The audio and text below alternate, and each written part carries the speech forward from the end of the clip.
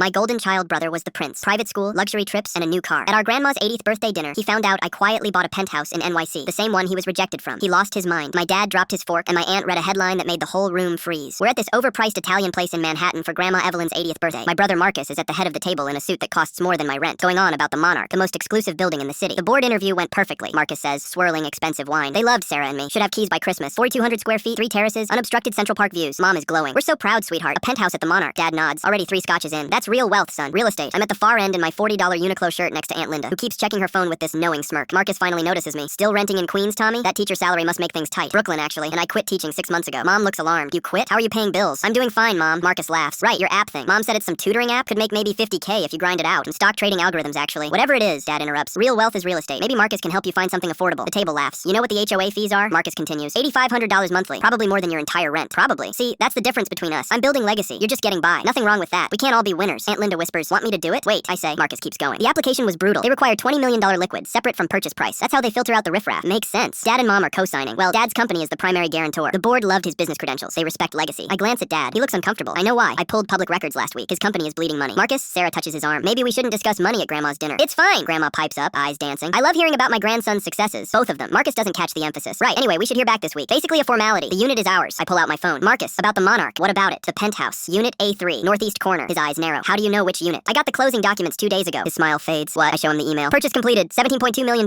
cash. No mortgage. The wine glass slips from his hand, shattering against his plate loud enough that the whole restaurant turns. That's not funny, Thomas, Mom says, voice shaking. I pull out a folded paper, slide it across the table. That's the deed. Notarized yesterday. Dad grabs it with trembling hands, face going from red to white. This says Thomas Hale, 17.2 million cash. He looks up. Did you forge this? It's real. Real? Marcus explodes, chair crashing backward. You're a teacher. You live in a basement. You drive a 15-year-old Honda. Where would you get 17 million? Aunt Linda grins. TechCrunch just posted 4 minutes ago. She reads aloud. Anonymous 29-year-old sells AI trading platform to Goldman Sachs for $340 million.